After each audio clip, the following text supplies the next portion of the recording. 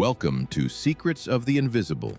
Russia and Ukraine share the same medieval birthplace, worship at altars built by the same saints, and speak languages so close that grandmothers on both sides of the border understand each other without translation. Yet today, they kill each other in trenches that run through villages where their great-grandfathers once celebrated the same holidays. How does a single people become two mortal enemies? Let's begin. In 988, Prince Vladimir of Kiev did not simply convert to Christianity. He destroyed an entire civilization. On the hills overlooking the Dnieper River, idols of Perun, the thunder god, were dragged through mud and thrown into the water, while priests from Byzantium sang in Greek. Thousands of Kievans were driven into the freezing river for mass baptism. Those who refused were killed. Vladimir was not seeking salvation, he was importing legitimacy. Byzantium was the superpower of the age, and Christianity was its export weapon. By accepting Orthodox baptism, Vladimir transformed Kievan Rus from a loose confederation of Viking river pirates into a recognized Christian state with access to Byzantine trade networks, diplomatic recognition, and civilizational prestige. This was not religion. This was geopolitics disguised as salvation. The Chronicles of Nestor, written in the early 1200s, contain a foundational myth that both Russians and Ukrainians claim as their origin story. According to the chronicle, Slavic tribes invited Varangian Vikings to rule over them because ___0___ the Viking Rurik arrived in 862 and founded a dynasty that would rule for 7 centuries. Modern historians recognize this as retrospective propaganda. The Rurikids needed a founding myth that justified foreign rule, so monastic scribes created one. But the story reveals something more dangerous than fiction. It establishes the idea that Slavic peoples cannot govern themselves, that they require external authority, that chaos is their natural state. This myth, embedded in the very first written history of the region, would poison political culture for a millennium. Kiev in the 11th century was not a backwater. It was one of the largest cities in Europe, rivaling Paris and Constantinople in population and exceeding both in religious architecture. The Cathedral of St. Sophia, completed in 1037 under Prince Yaroslav the Wise, had 13 domes covered in gold leaf, interior mosaics crafted by Greek masters, and a library containing hundreds of manuscripts in Greek, Latin, and Old Church Slavonic. Yaroslav's daughter Anna married King Henry I of France. When she arrived in Paris, she reportedly refused to sign documents in Latin because she found the French court illiterate and barbaric. She signed in Cyrillic. This was the civilization centered in Kiev, not Moscow.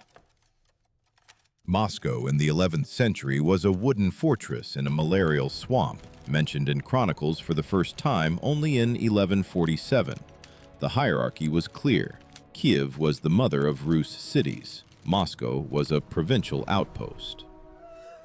Subscribe and leave a comment below on what historical topic we should investigate next. The Mongol invasion of 1237 through 1240 did not destroy Kiev by accident. It was deliberate annihilation. Batu Khan's armies surrounded the city in November of 1240. The Mongols had siege engines transported from China, including counterweight trebuchets capable of throwing stones weighing 200 kilograms over 300 meters. The walls of Kiev, built for defense against steppe raiders, could not withstand artillery designed to break Chinese fortifications. The siege lasted 9 days. When Mongol forces breached the walls, they systematically burned every wooden structure, slaughtered the population, and dismantled the stone churches for building materials.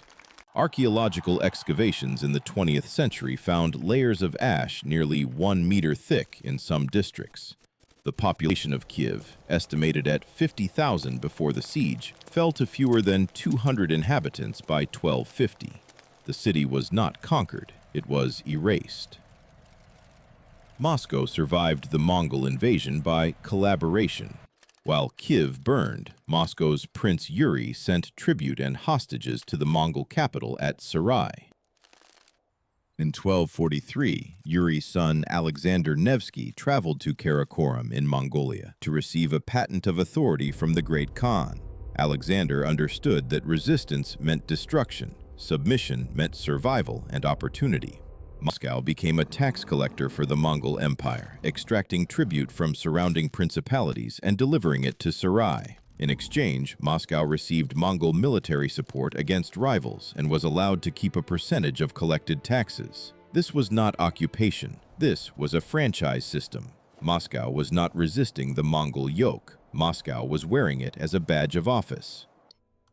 The historical split between Moscow and Kiev was economic before it was political. After the Mongol conquest, trade routes shifted. The Dnieper River route, which had connected Kiev to Constantinople and made it wealthy, became unsafe. Mongol control of the steppe closed the southern corridor. Meanwhile, northern trade routes through Novgorod and Moscow, connecting to the Baltic Sea and the Hanseatic League, remained open. Goods that once flowed through Kiev now flowed through Moscow. By 1300, Moscow was handling timber, furs, wax, and honey destined for German and Flemish merchants. Kiev was handling nothing. Economic power creates political power. Moscow accumulated both. The rise of Moscow was not inevitable. It was contingent on the collapse of Constantinople in 1453, the closure of steppe routes, and the opening of northern maritime commerce. Geography determined destiny. But geography can be read two ways. Moscow read it as divine providence. Kiev read it as theft. The concept of Moscow as the Third Rome emerged in 1510, articulated by the monk Philotheus of Pskov in letters to Grand Prince Vasily III. The argument was eschatological and geopolitical. Rome had fallen to barbarians. Constantinople, the Second Rome, had fallen to the Ottomans in 1453 and then betrayed orthodoxy by attempting union with Catholic Rome at the Council of Florence in 1439. Therefore, Moscow was the final bastion of true Christianity, the Third Rome, with a divine mandate to preserve and expand Orthodox civilization. Philotheus wrote, "This was not merely religious ideology, this was an imperial program. If Moscow was the inheritor of Rome and Byzantium, then all formerly Byzantine lands, all Orthodox peoples, all territories once governed by Constantinople belonged by cosmic right to Moscow. This included Kiev. While Moscow was constructing imperial theology, Kiev was under Polish-Lithuanian rule and developing a different political culture. The Union of Lublin in 1568 united Poland and Lithuania into a single commonwealth with an elected monarchy and a noble parliament called the Sejm. The commonwealth was chaotic, corrupt, and ungovernable, but it was also the most religiously tolerant state in Europe and the only major European power where the king could be deposed by noble vote. Ukrainian Cossacks, military communities of frontier settlers along the Dnieper, participated in this system. They elected their own leaders, called hetmans, in raucous assemblies where every Cossack had a voice. This was not democracy in the modern sense, it was oligarchy with participation. But compared to Muscovite autocracy, where the Tsar owned all land and all people were his slaves, it was revolutionary. Two political cultures were diverging, one based on autocracy and submission, one based on election and contract. Both claimed to represent the true legacy of Kievan Rus. The Pereyaslav Agreement of 1654 is the single most contested document in Eastern European history. According to Russian historiography, Cossack hetman Bohdan Khmelnytsky, facing military defeat by Polish forces, voluntarily placed Ukraine under the protection of Tsar Alexis of Moscow in an act of eternal union.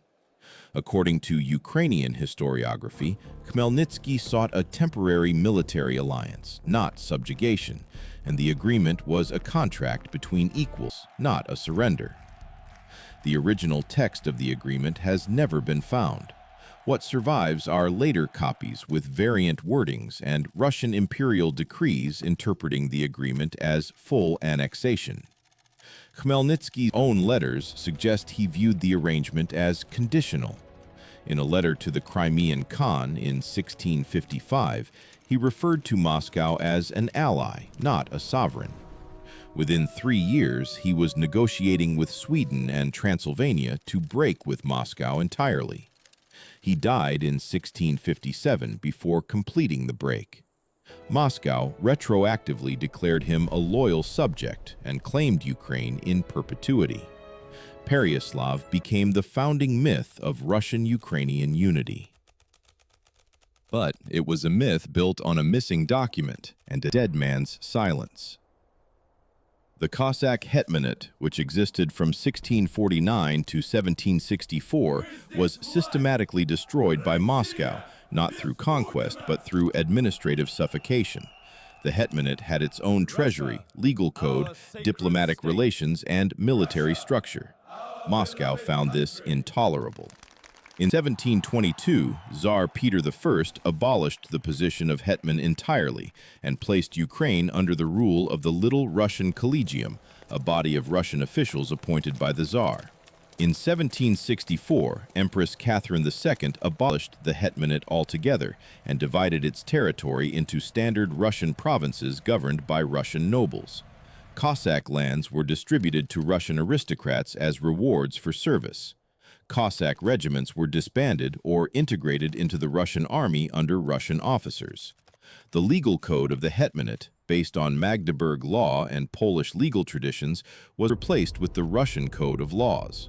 Within 2 generations, the institutional memory of Ukrainian self-governance was erased. What could not be absorbed was eliminated. Language policy became the weapon of cultural annihilation. In 1763, Catherine II banned the publication of religious texts in Ukrainian, declaring that differences between Russian and Ukrainian were mere dialect variations, and that Ukrainian printing fostered separatism. In 1876, Tsar Alexander II issued the Ems Decree, which prohibited the importation of Ukrainian language books, banned Ukrainian language theater and education, and ordered that all Ukrainian publications be translated into Russian before printing. The decree was drafted by Interior Minister Pyotr Valyuev, who famously wrote that quote, 3 ___. This was not linguistic theory. This was existential denial. If the Ukrainian language did not exist, then the Ukrainian people did not exist. And if they did not exist, their elimination was not genocide. It was correction. The Holodomor of 1932 through 1933 was not a famine. It was an organized campaign of starvation. Soviet authorities confiscated grain from Ukrainian villages, prevented population movement to seek food, and blocked international relief efforts. Brigades of Communist Party activists, backed by secret police, entered villages and searched homes for hidden grain stores. Peasants caught hiding food were shot or deported to labor camps. The confiscated grain was exported abroad or stored in state warehouses while villagers starved. Harvest yields in 1932 were lower than normal, but not catastrophic. The famine was created by extraction, not crop failure. Demographic studies estimate that between 3.5 and 5 million people died, roughly 13% of Ukraine's population. Villages in central Ukraine lost half their inhabitants. In some districts, the death rate exceeded 50%. The Soviet government denied the famine was occurring while it was happening, and continued denying it for 6 decades. When Ukrainian émigré scholars in the West published evidence in the 1950s and 1960s, Soviet authorities dismissed them as fascist propagandists. The strategy was not to defend the policy. The strategy was to deny the event itself. World War II was supposed to be the crucible of Soviet-Ukrainian unity.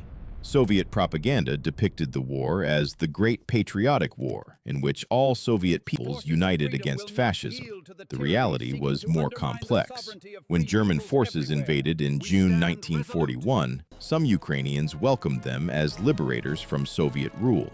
In western Ukraine, which had been annexed by the Soviet Union only in 1939 after the Molotov-Ribbentrop Pact, nationalist partisans initially cooperated with German forces, believing Germany would support Ukrainian independence. This illusion lasted approximately 6 weeks. The German occupation regime, guided by Nazi racial ideology, treated Ukrainians as subhuman Slavs fit only for slave labor and extermination. Over the course of the occupation, approximately 1.6 million Ukrainian civilians were killed, 2.3 million were deported to Germany as forced laborers, and hundreds of thousands of Jews and Roma were murdered in mass shootings. Ukrainian nationalist partisans, realizing German intentions, turned against both German and Soviet forces, fighting a three-sided war that continued until 1954. Official Soviet historiography erased this complexity. The war was simplified into a binary: Soviet heroes versus fascist invaders. Ukrainian collaboration was either ignored or used to discredit all Ukrainian nationalism as fascist. Ukrainian resistance to both Nazis and Soviets was classified as banditry. The war became a tool to delegitimize Ukrainian independence movements for the next 70 years. The nuclear disaster at Chernobyl on April 26, 1986, was a turning point in Ukrainian-Soviet relations that is rarely understood as such. The Chernobyl nuclear power plant's reactor number 4 exploded during a safety test, releasing radioactive material equivalent to 400 times the fallout from Hiroshima. Soviet authorities waited 3 days before evacuating the nearby city of Pripyat and did not publicly acknowledge the disaster until Swedish scientists detected radiation increases and demanded an explanation. Moscow's response was not to protect Ukrainian civilians, but to protect Soviet prestige. May Day parades in Kiev proceeded as scheduled, with children marching in the streets while radiation levels spiked. Soviet media downplayed the severity, while Communist Party officials evacuated their own families. The cleanup operation, involving over 600,000 military personnel and civilian workers called liquidators, was conducted with minimal safety equipment. Liquidators were sent onto the reactor roof to shovel radioactive debris with nothing but cloth masks and lead aprons. Many received fatal radiation doses within minutes. Official Soviet records claim only 31 immediate deaths. Independent studies estimate the true death toll from long-term radiation exposure at between 4,000 and 93,000. For Ukrainians, Chernobyl demonstrated that Moscow valued Soviet image over Ukrainian lives. The disaster was not an accident of technology, it was a revelation of priorities. Ukrainian independence in 1991 was not the result of nationalist revolution, it was the result of Soviet collapse. When the Soviet Union disintegrated, Ukraine found itself independent almost by default. The referendum on Ukrainian independence, held on December 1, 1991, passed with 92% support. Even in Crimea, where ethnic Russians were the majority, 54% voted for independence. This was not ethnic nationalism. This was economic desperation. The Soviet economy had been collapsing for years. Hyperinflation, shortages, and wage arrears made daily life unbearable. Ukrainians voted for independence because they believed it offered a chance for prosperity, or at least survival. Russia initially accepted Ukrainian independence not out of respect for self-determination, but because Russian President Boris Yeltsin was focused on dismantling Soviet structures and consolidating power in Moscow. The question of Ukraine was postponed, not resolved. The Budapest Memorandum of December 5, 1994, was the agreement in which Ukraine surrendered the world's third-largest nuclear arsenal in exchange for security guarantees.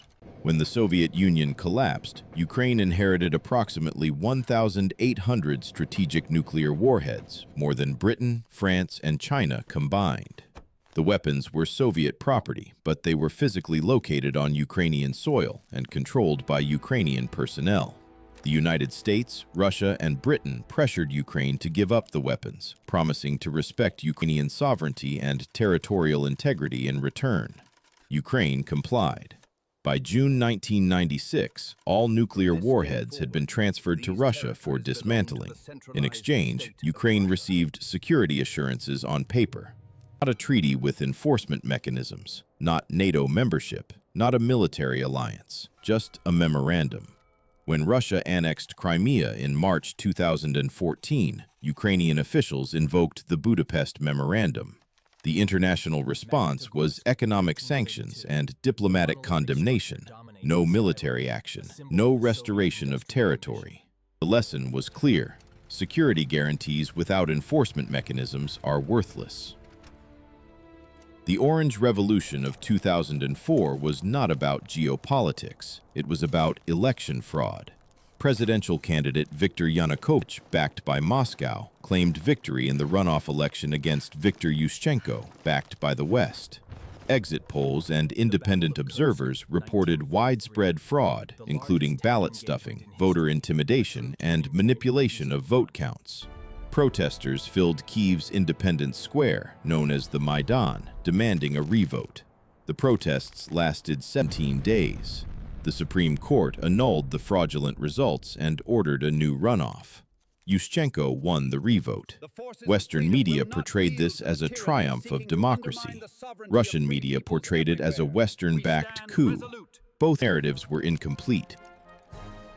The Orange Revolution was a middle-class uprising against corrupt elites, not a geopolitical choice. Protesters waved Ukrainian and European Union flags, but their demands were domestic: honest elections, rule of law, economic opportunity. The problem was that in Eastern Europe, domestic politics is never purely domestic. Every internal conflict becomes a proxy for external powers. Ukraine's geography makes neutrality impossible.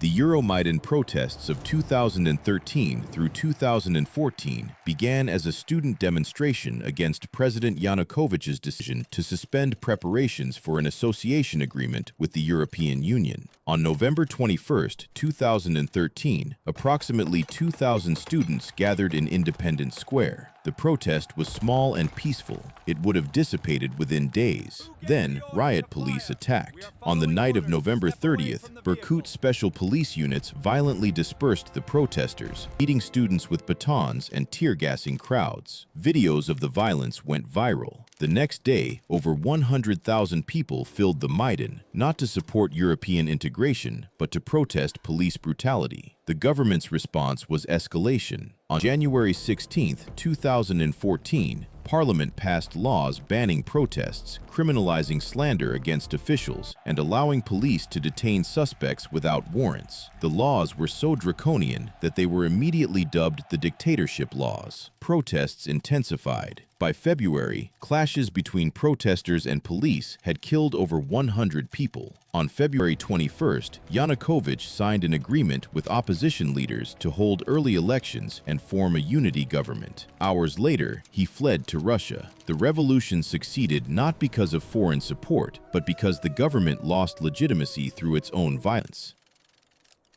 Russia's annexation of Crimea in February and March 2014 was executed with precision that suggests months of planning. On February 27, 2014, masked soldiers without insignia, later identified as Russian special forces, seized the Crimean Parliament building and the main airport in Simferopol. Russian President Vladimir Putin initially denied the soldiers were Russian, calling them local self-defense forces. He later admitted they were Russian troops.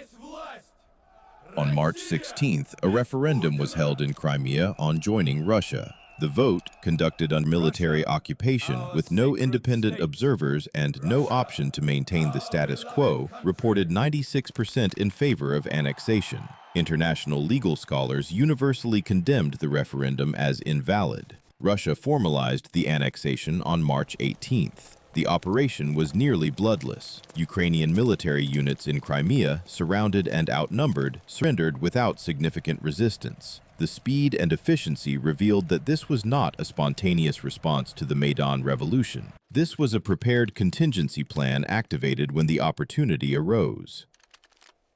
The war in Donbass, which began in April 2014, was framed by Russian media as a grassroots rebellion by ethnic Russians against a fascist coup in Kyiv.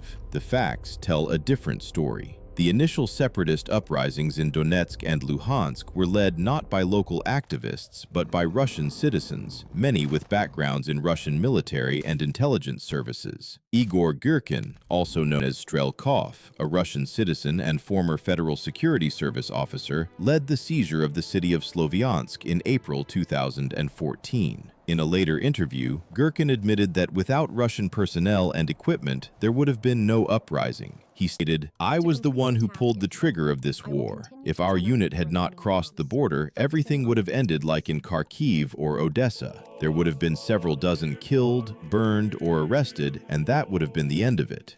Russian regular army units, including artillery, armored vehicles, and air defense systems, entered Ukraine in August 2014. When Ukrainian forces were on the verge of defeating separatist forces, Russian artillery fired across the border and Russian mechanized units crossed into Ukrainian territory. The Battle of Ilovaisk in August 2014 saw Ukrainian forces encircled and destroyed by Russian firepower. Over 300 Ukrainian soldiers were killed, many while retreating under a supposed ceasefire. Russia denied its forces were involved, despite overwhelming evidence, including Russian soldiers captured in Ukraine, Russian military equipment destroyed on Ukrainian soil, and intercepted communications. The denial was not intended to be believed. It was intended to create ambiguity.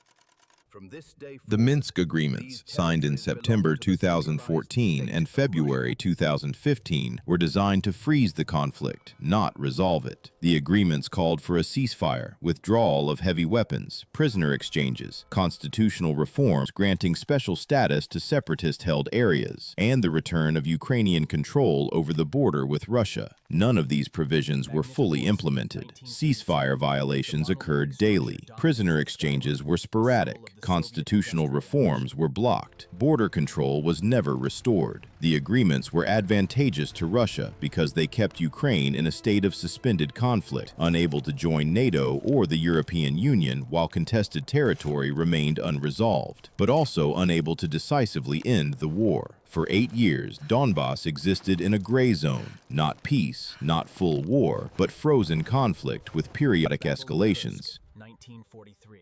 During this period, approximately 14,000 people died, over 1 million were displaced, and Ukraine's economy contracted by approximately 10%. The conflict was low intensity enough to avoid Western military intervention, but destructive enough to destabilize Ukraine permanently. The full-scale invasion launched on February 24, 2022, was predicated on a catastrophic Russian intelligence failure. Russian military planners expected Ukrainian resistance to collapse within 72 hours. The plan called for airborne assaults to seize key airports near Kyiv, mechanized columns to rapidly advance from Belarus and Crimea, and the flight or surrender of the Ukrainian government. The intelligence assessment that produced this plan was based on wishful thinking, not reality. Russian intelligence believed that Ukrainians would welcome Russian forces as liberators, that the Ukrainian government was weak and illegitimate, and that Ukrainian military forces were demoralized and incompetent. All three assumptions were wrong. The airborne assault on Hostomel Airport near Kyiv on February 24th was repelled by Ukrainian forces. The mechanized column advancing on Kyiv from Belarus, stretching over 60 kilometers, became stuck on narrow roads, ran out of fuel, and was subjected to constant ambushes. The Ukrainian government, led by President Volodymyr Zelensky, did not flee but remained in Kyiv and rallied resistance. Zelensky's refusal of an American evacuation offer, reportedly telling the United States, "I need ammunition, not a ride," became a symbol of Ukrainian defiance. By April, Russian forces had withdrawn from northern Ukraine, having failed to capture Kyiv, Chernihiv, or Sumy. The failure was not tactical, it was conceptual. Russia did not understand who Ukrainians had become.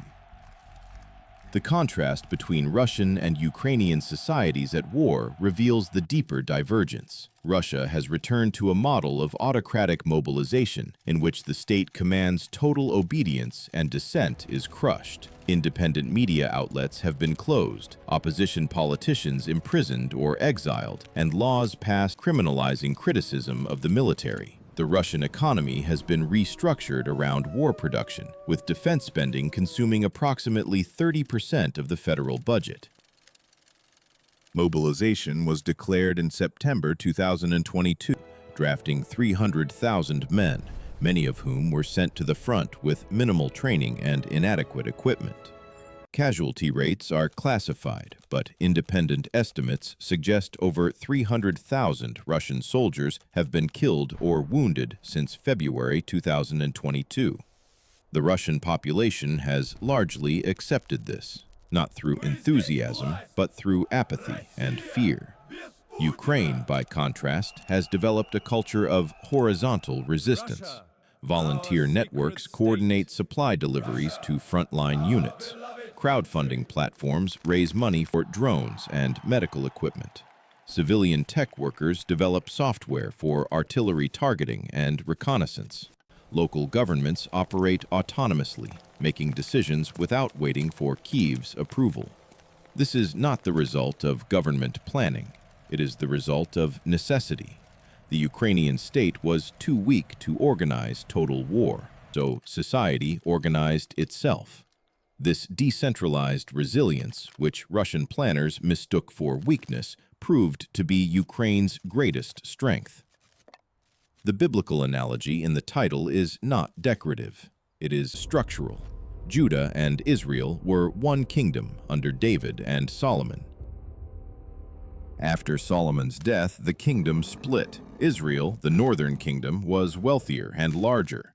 Judah, the southern kingdom, was poorer and smaller, but contained Jerusalem, the religious center. The two kingdoms warred with each other for 2 centuries. Israel allied with foreign powers against Judah. Judah allied with foreign powers against Israel.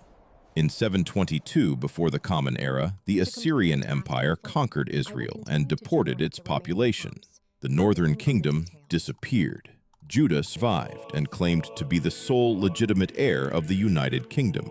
The parallel to Russia and Ukraine is imperfect but illuminating. Both claim descent from Kievan Rus. Both claim to be the true heir of that civilization. Russia is larger, wealthier, and more powerful. Ukraine is smaller and poorer, but contains Kiev, the original capital. Russia views Ukrainian independence as an illegitimate separation from a natural unity. Ukraine views Russian imperialism as the theft of its heritage. Both narratives are grounded in genuine historical grievances. Both are also used to justify violence. The war will not end with a grand reconciliation. It will end with exhaustion, frozen borders, and unresolved hatred.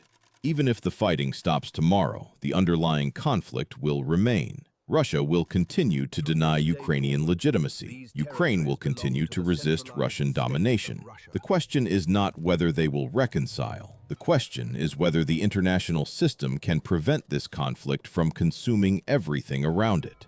The tragedy is not that Russia and Ukraine are enemies. The tragedy is that they are enemies precisely because they are one people. Shared history creates not only solidarity, but also the deepest possible betrayal. A stranger's hostility is an inconvenience. A brother's hostility is an existential wound.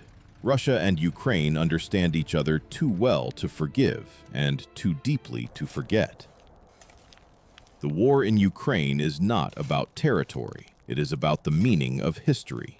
Russia believes that history moves through empire, that strength justifies dominance, and that small nations exist to serve great ones. Ukraine believes that history moves through resistance, that suffering creates identity, and that survival is its own form of victory. Both beliefs are rooted in the same past, the same chronicles, the same churches, the same princes. The ruins of Kiev in 1240 prove both that empire is built on ashes and that burned cities can rise again. The question is not who owns the past. The question is what that past demands of the present. Russia answers with conquest. Ukraine answers with endurance. The graves multiply, and the archives fill with contradictory evidence, and grandmothers on both sides of the border still speak the same language, while burying children who died killing each other over flags that did not exist when Kiev was built.